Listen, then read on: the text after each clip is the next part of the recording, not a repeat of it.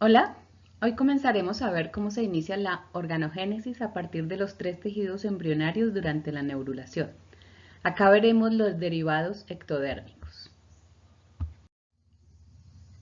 Veamos en esta clase cómo se dan los derivados del ectodermo. Recordemos que tenemos ectodermo cutáneo, ectodermo neural y las células de la cresta neural que salieron cuando se formó el tubo neural, que son células migrantes. Comencemos entonces con los derivados del ectodermo cutáneo. Inicialmente veremos cuáles son los derivados de este ectodermo cutáneo. Vemos que la epidermis de todo el cuerpo, incluyendo sus derivados, por ejemplo, el pelo, las uñas y las glándulas asociadas, como las glándulas sebáceas, por ejemplo, también el epitelio olfativo y el de la boca, y dentro de la boca el de las mejillas, el esmalte de los dientes y, muy interesante, la hipófisis anterior, que es una extensión hacia el cerebro de la cavidad bucal. En los ojos, los lentes y la córnea son derivados del ectodermo cutáneo. Miremos acá un diagrama de lo que es la epidermis, es decir, el epitelio de la piel que cubre todo el cuerpo por fuera. Es un epitelio estratificado derivado del ectodermo cutáneo. El color de la piel lo dan los melanocitos que están por debajo de este epitelio y son de origen ectodérmico también, pero de las células migrantes de la cresta neural. Es decir, de la piel solo el epitelio es derivado del ectodermo cutáneo. Puede ser queratinizado o no queratinizado. Acá podemos ver cómo se forma un folículo piloso. Ya vimos que el pelo es de origen ectodérmico, acá en azul. La papila dermal, que permite el anclaje del pelo en la dermis, es de origen mesodérmico, en rojo. En azul, entonces, cómo proliferan invaginándose en la dermis los queratinocitos para sintetizar progresivamente la queratina en la parte basal del pelo.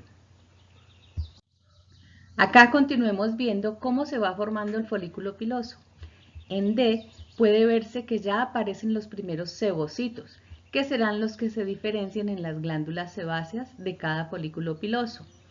En E y en F se ve cómo va saliendo el pelo a la superficie desde su folículo. Dijimos que el esmalte de los dientes es de origen de ectodermo cutáneo. La epidermis de la boca, acá en rosa, claro, es la que permite el desarrollo del esmalte, que en un diente formado es lo único de origen ectodérmico, del ectodermo cutáneo. La formación del diente misma depende del mesénquima derivado de la cabeza de las células de la cresta neural, que también son ectodérmicas, pero de ectodermo neural, y que formarán los odontoblastos, responsables de la formación de la dentina. Entonces, solo el esmalte de los dientes es derivado del ectodermo cutáneo.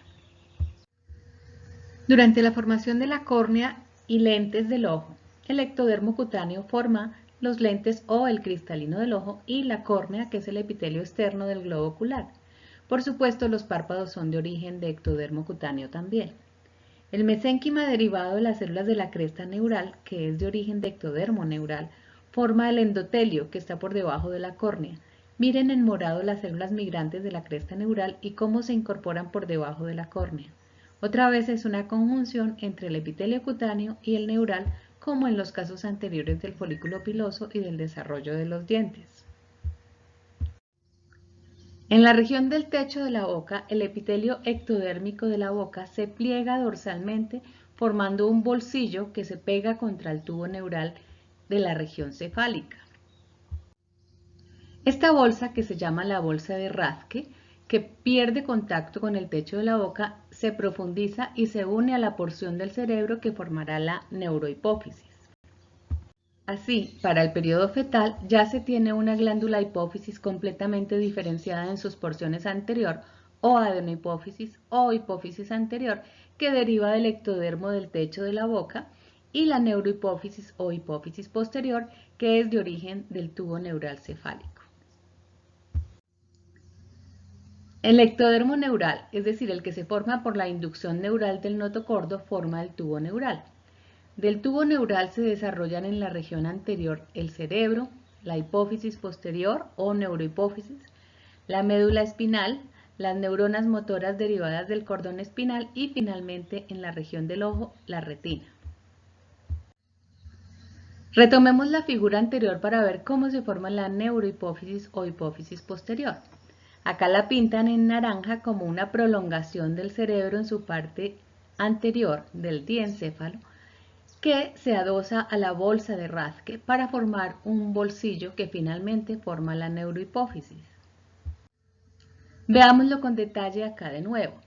En rojo aparece el techo de la cavidad oral, es decir, ectodermo cutáneo, con la formación de la bolsa de Rathke, que dará lugar a la adenohipófisis.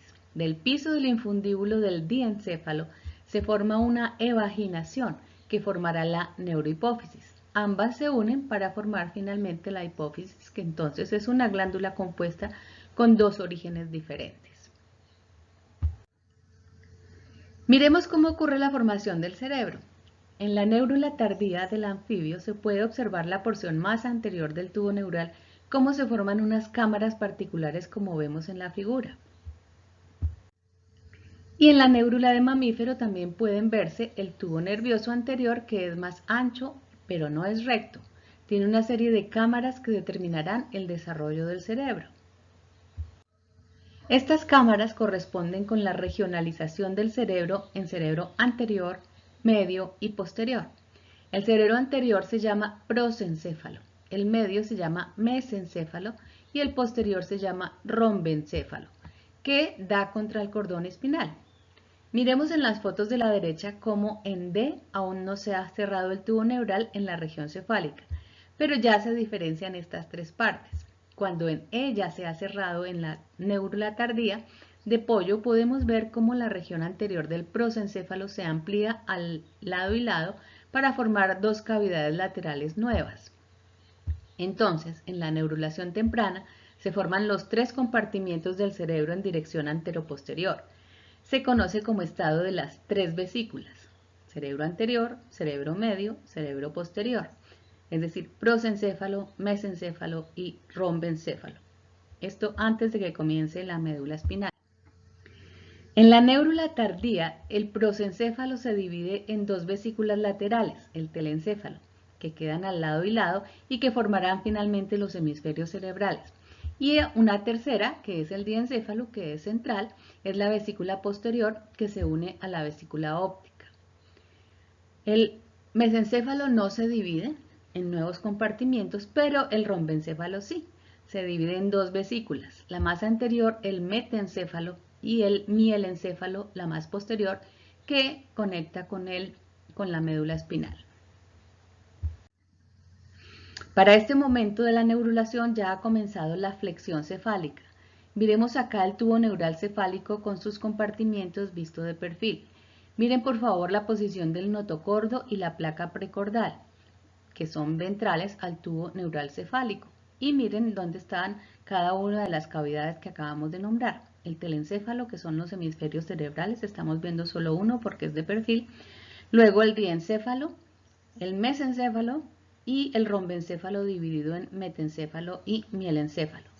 Recuerden, miren la posición relativa del notocordo y la placa precordal. Recordemos que la placa precordal formará parte de la boca. Miremoslo acá de una vista dorsal y luego de perfil para ver los compartimientos cerebrales en el embrión de pollo. Por favor, miren la parte posterior del embrión. Aún no ha terminado la gastrulación, queda todavía un poco de línea primitiva y sin embargo en la región anterior ya todas las cavidades del cerebro están formadas. Comencemos por la región más anterior. Veamos que del telencéfalo, que formará los hemisferios cerebrales, derivan también los lóbulos olfatorios y el hipocampo. El hipocampo es una prominencia encefálica par situada en la pared externa de los ventrículos laterales del cerebro y desempeña un papel vital en el aprendizaje, la regulación, la codificación de la memoria y la consolidación de esta. Y también tiene que ver en la navegación espacial.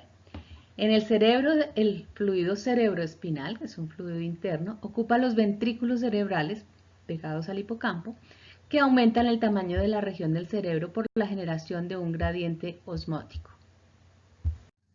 Para ver el desarrollo mismo del cerebro, los hemisferios cerebrales derivados del telencéfalo Miremos en la figura de la derecha cómo cambia el tamaño relativo y la posición del telencéfalo, aquí en color beige, y cómo termina cubriendo el resto de las partes formadas inicialmente. En la parte interior del cerebro quedan incluidos entonces, en el estado adulto, el diencéfalo, el mesencéfalo y parcialmente el metencéfalo, que hacen parte entonces del cerebro interior. Los hemisferios cerebrales terminan cubriendo todo. Siguiendo hacia la parte posterior encontramos el diencéfalo. Del diencéfalo derivan las vesículas ópticas, el complejo de epitálamo, tálamo e hipotálamo. Ya sabemos la importancia del hipotálamo en el eje hipotálamo-hipofisiario. El epitálamo es conocido también como la glándula pineal, que secreta la hormona melatonina. También es una zona que pertenece al sistema límbico, por lo que su función está relacionada con la vida instinto-afectiva. El tálamo, por su parte, se compone de dos masas esféricas de tejido nervioso gris y que intervienen en la regulación de la actividad de los sentidos. Este complejo está justo en el centro del cerebro adulto. Veamos el epitálamo, el tálamo y el hipotálamo en la figura de la derecha, que es una ampliación de la parte interna del cerebro. En el desarrollo embrionario de vertebrados, la retina y el nervio óptico se originan como excrescencias del cerebro en desarrollo y específicamente del diencéfalo. Por lo tanto, la retina se considera parte del sistema nervioso central y en realidad es tejido cerebral. Siguiendo hacia la región más posterior, el mesencéfalo o cerebro medio es la porción del cerebro que conecta el tronco encefálico con estructuras del cerebro posterior y el cerebro anterior. Está conectando la región de los hemisferios y el diencéfalo con el cerebro posterior. Está atravesado por un conducto estrecho que se llama el acueducto de Silvio, que es el acueducto cerebral por donde circula el líquido cefalorraquídeo. Incluye varios núcleos que controlan los movimientos oculares y los movimientos de la cabeza y el tronco en respuesta a estímulos auditivos. También tiene relación con el sueño. Veamos ahora el cerebro posterior. En el cerebro posterior hay la formación de segmentos repetitivos que determinan la formación de los rombómeros. El cerebro posterior es el rombencéfalo y entonces sus unidades metaméricas se llaman los rombómeros. Estos son muy importantes porque permiten el desarrollo de los pares de nervios craneales. Así, por ejemplo, el ganglio derivado del rombómero 2 forma el quinto nervio craneal, el trigémino. El ganglio derivado del rombómero número 4 forma el séptimo nervio, que se llama el facial, y el octavo, que es el nervio vestibuloacústico. El ganglio derivado del rombómero 6 forma el nervio noveno, que es el glosofaríngeo. Los ganglios son grupos de cuerpos neuronales derivados del tubo neural que emiten neuronas que van a los lugares específicos. Miremos acá cómo en el cerebro posterior se forman los rombómeros o metámeros del tubo neural en el cerebro posterior o rombencéfalo. Entonces miremos cómo las cavidades cerebrales en el sentido anteroposterior comprenden el cerebro anterior, medio y posterior. En el posterior o rombencéfalo se metameriza inicialmente en rombómeros. De los rombómeros salen los pares de nervios craneales que van a inervar los arcos branquiales. Miren la figura de la derecha, por ejemplo. Los rombómeros del cerebro posterior o rombencéfalo derivan en metencéfalo y mielencéfalo. El metencéfalo dará lugar a dos nuevos componentes, el cerebelo y el puente de Barolio, y de ahí 4 nervios craneales, el quinto, sexto, séptimo y octavo, que son el nervio trigémino, ya lo vimos, el nervio ocular externo, el facial y el auditivo. El puente de Barolio comprende núcleos que transportan señales del cerebro anterior a través del cerebelo, junto con núcleos que se ocupan especialmente del sueño, la respiración, el control de la vejiga, la deglución, la audición, el equilibrio, el gusto, las expresiones faciales, la sensación facial, el movimiento de los ojos y la postura. El cerebelo, por su parte, se relaciona con el aprendizaje motor, el sentido propio de la posición corporal, el balance, el movimiento y la coordinación motora fina. Finalmente, el mielencéfalo es derivado de los últimos rombómeros y forma la última porción del cerebro. Se desarrolla finalmente en el bulbo raquídeo, que es anterior a la médula espinal. Funciona en la transmisión de impulsos de la médula espinal hacia el cerebro. También se controlan las funciones cardíacas, respiratorias, gastrointestinales y vasoconstrictoras. Acá se ve condensado todo lo que acabamos de ver respecto a cada compartimiento del encéfalo en amniotas, tomando como modelo la especie humana, para la que hay una gran cantidad de estudios. El desarrollo en los otros vertebrados es similar, pero los tamaños relativos y desarrollo de todos los componentes varían entre los grupos. En relación con ello, podemos ver acá cómo el cerebro más instintivo lo denominamos el cerebro reptiliano, y es el cerebro interno que controla las funciones básicas instintivas. El cerebro límbico, que está en la zona del complejo talámico, es el cerebro emocional, que también se ha internalizado durante el desarrollo y corresponde al diencéfalo, mientras que en el telencéfalo está el neocórtex, que es el cerebro que controla el pensamiento racional, los hemisferios cerebrales. Miremos acá una comparación de los cerebros de vertebrados en sus partes fundamentales.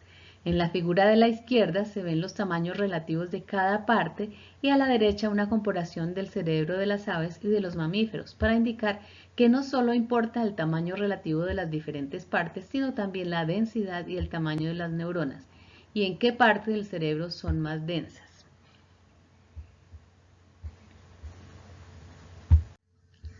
Veamos ahora cómo se desarrolla la médula espinal.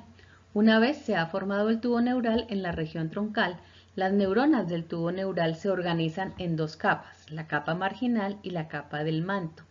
Asimismo, se forman los ganglios dorsales sensoriales que conectan con la región más dorsal del tubo y conectan en la porción ventral del tubo las neuronas de los nervios motores. Veámoslo con detalle. Si hacemos un corte del tubo neural en este estado, podemos ver que el tubo neural está formado por neuronas que van desde el lumen del tubo hasta el borde del tubo neural. Sabemos que en esta época estas células están sufriendo mitosis, como pueden ver en la figura de la izquierda, donde se ve el ciclo celular de cada neurona.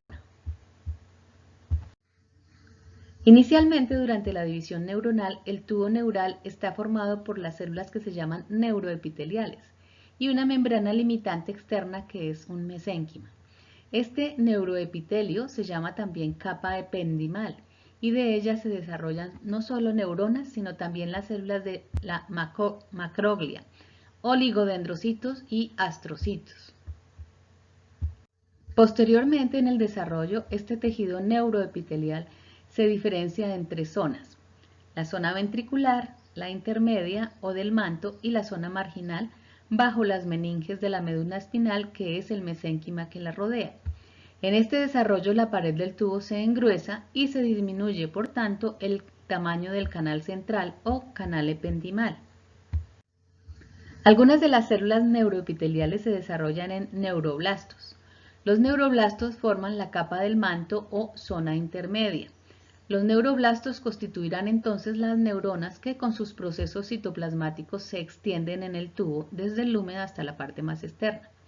La parte más externa de las células neuroepiteliales será la zona marginal, que se convertirá en la materia blanca de la médula espinal. Hay una distribución neuronal diferencial en la médula espinal. Dorsalmente del tubo neural emergen las neuronas sensoriales entre los ganglios radiculares dorsales y la región dorsal. Ventralmente salen las neuronas motoras. En la región intermedia se encuentran las interneuronas. El tubo neural formará entonces la médula espinal y sus nervios derivados. Sin embargo, en la región dorsal, los ganglios radiculares derivarán de las células que se desprendieron de los pliegues neurales en el cierre del tubo neural, las células de la cresta neural.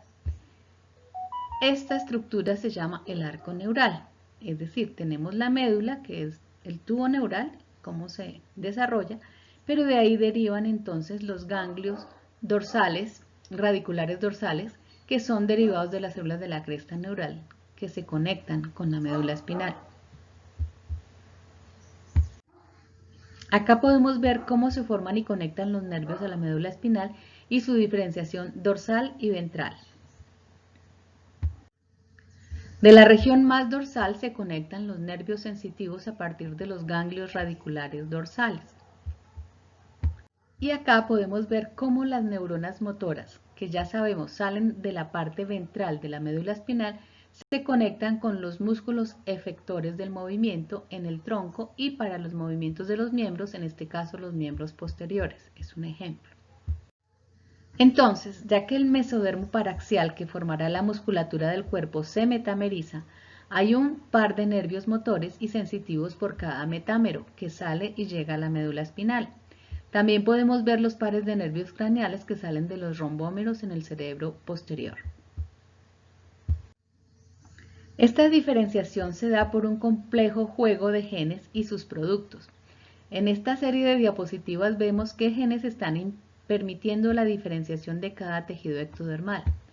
BMP4 se expresa en el ectodermo por encima del tubo neural y en el techo del tubo neural, mientras que SAH, Sony Hedgehog, se expresa en el notocordo y en el piso del tubo neural. Esta expresión diferencial da la polaridad muy importante del tubo neural. Dentro del mismo tubo neural se expresan varios genes que en su gradiente dorsoventral permiten el desarrollo de los diferentes tipos de neuronas. Ya sabemos que la médula está regionalizada en su porción dorsal y ventral y la zona media en donde se producen las interneuronas. De la misma manera, dos genes maestros o morfogenes, BMP y WNT, son los responsables de la diferenciación longitudinal del ectodermo en la neurula temprana. En la diferenciación del ectodermo cutáneo, ambos genes deben expresarse. Para el desarrollo del tubo neural troncal y la médula espinal se expresa el WNT, pero no el BMP, y en la región cefálica ninguno de los dos. Así, las células de cada tejido se diferencian de acuerdo con la información de posición que se establece por los gradientes de concentración de los morfógenos desde el lugar de su origen. Miremoslo acá en el contexto de una gástrula tardía de anfibio. El gradiente del WNT se expresa desde el organizador hacia la región cefálica. En este gradiente hay mucho más producto de este gen en la región caudal y mucho menos en la región cefálica. Como ya vimos, niveles bajos de expresión de ambos morfogenes permiten la diferenciación cefálica. Entonces, su baja expresión acá, con un morado más claro, hace que se diferencie el tubo neural cefálico y sea mucho más amplio y forme el cerebro. En el gradiente de morfogen BMP está dado por su producción en las células de la región del labio ventral. Por lo tanto, está mucho más concentrado en esta región y no en la región dorsal cefálica donde el tubo se está desarrollando. La molécula de un mismo morfógeno actúa generalmente en distintas etapas del desarrollo de un organismo y puede provocar reacciones muy diferentes en las células en función de su historia de diferenciación y su posición. En este caso particular, ambos morfógenos están determinando la diferenciación y regionalización del ectodermo. Entonces, para la región cefálica hay muy poca expresión de ambos morfogenes WNT y BMP. Con esto terminamos los derivados ectodérmicos, derivados del ectodermo cutáneo y del ectodermo neural. Sin embargo, queda pendiente los derivados de las células de la cresta neural y la formación de las plácodas que merecen una presentación aparte. Muchas gracias.